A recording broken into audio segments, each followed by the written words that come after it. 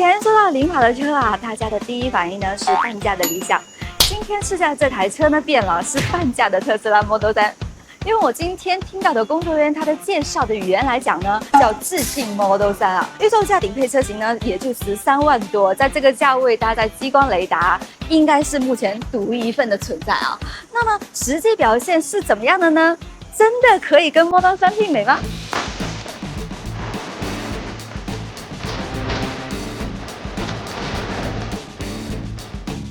后方就简单的聊聊啊，因为已经有很多媒体开过了。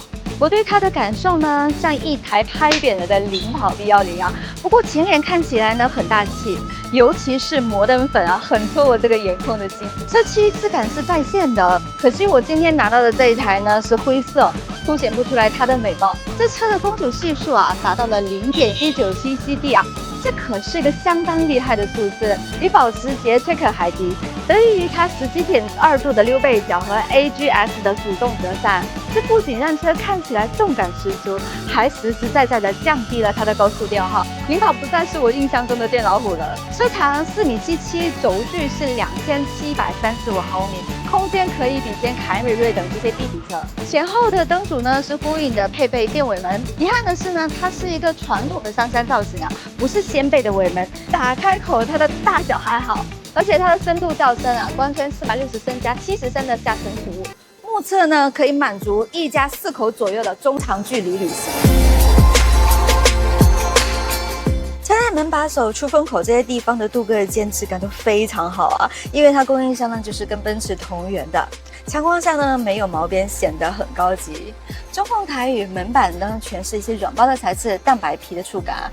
划重点呢，最才呢是竹碳纤维与 DVOC 的水性胶，甲醛释放量远低国标啊。这对于注重车内空气质量的用户，比如说宝妈来说呢，是一个很大的亮点。副驾跟领跑的 B10一样呢，有6个接口加一个凹槽，可以去变成通勤的澡堂桌啊、临时办公台，或者说你的化妆台，实用性很强。但有注意的是呢，这些拓展的配件都需要另外花钱去官方商城买啊。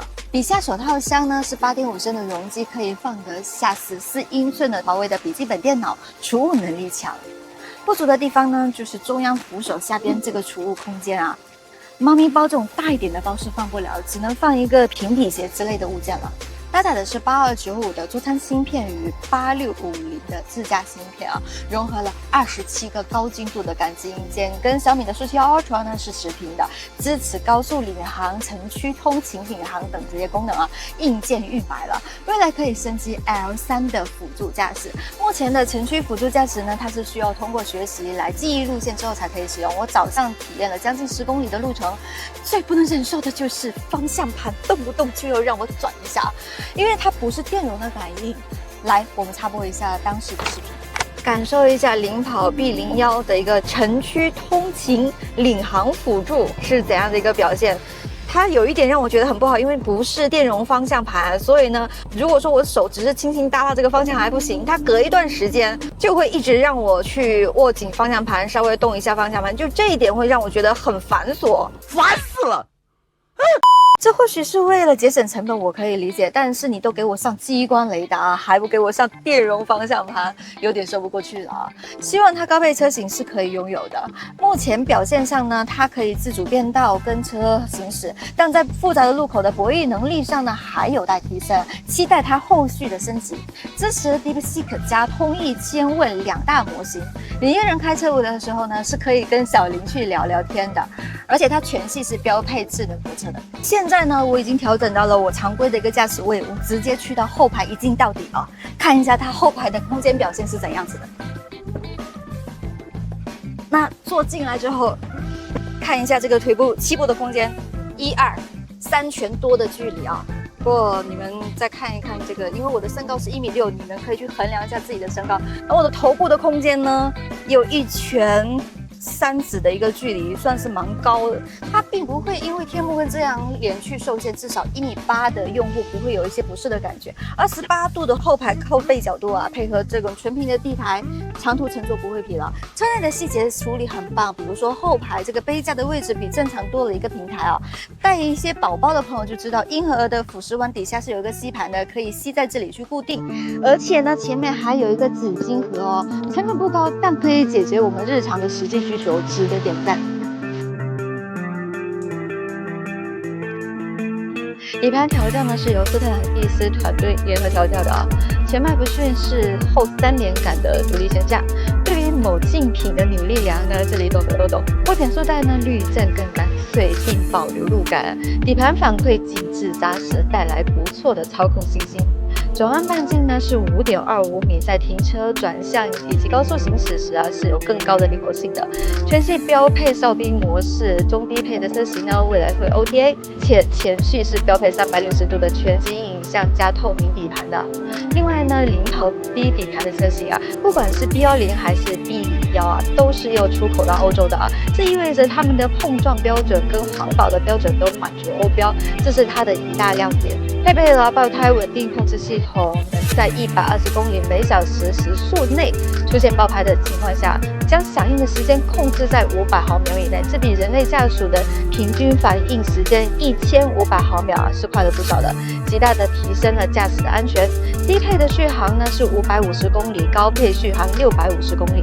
相比同级别的秦 L 或小鹏的 M03等这些竞品的电池呢是大10度左右的，110千瓦的直流快充官宣是从30%到80%啊，是只需18分钟。而且呢，我在开的时候呢，我平时是一个不太喜欢去开座椅通风的，因为我怕寒气比较重。但是呢，它这个车的座椅通风是那种吸风式的，不是那种直吹的，就感觉我像这种大夏天，今天外面是40度的天气，我开着感觉很舒服。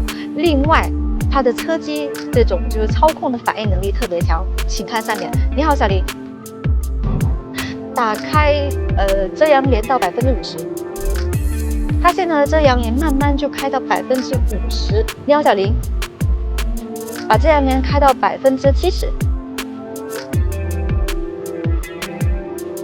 头，我就觉得它的这个车机的反应速度啊，以及这种车机指向的能力都很好。最后呢是购买建议啊。这台车的配置划分是很清晰的，看似有5个配置啊，实际上它只有2个。舒享版是全系低配，没有高阶自驾日常需要的一些舒适性的配置啊，比如说座椅通风、加热都是没有的。它的存在可能更多的是为了拉低车型的准入门槛。真正值得购买呢是悦享版或者激光雷达版啊，在舒适性配置方面呢做得不错，主驾有通风加热，方向盘呢还有加热，不过它的副驾是没有通风的，只有加热啊。个人觉得入门版的车型目前这10.58的预售价还是偏高了。结合产品力呢，这个定价拉到10万以内，销量才能有盼头啊。当一台12万级的车堆砌30万级的硬件时呢，作为消费者更应关注的是它的技术冗余度，而非参数的绝对值啊。1.6的价值在用激光雷达、爆胎控制等这些配置筑起它的安全底线，而非承诺它的完美自驾。如果说你是认同硬件预埋加逐步的 OTA 啊的这个逻辑，它可能是目前为止相当务实的科技品鉴产品了。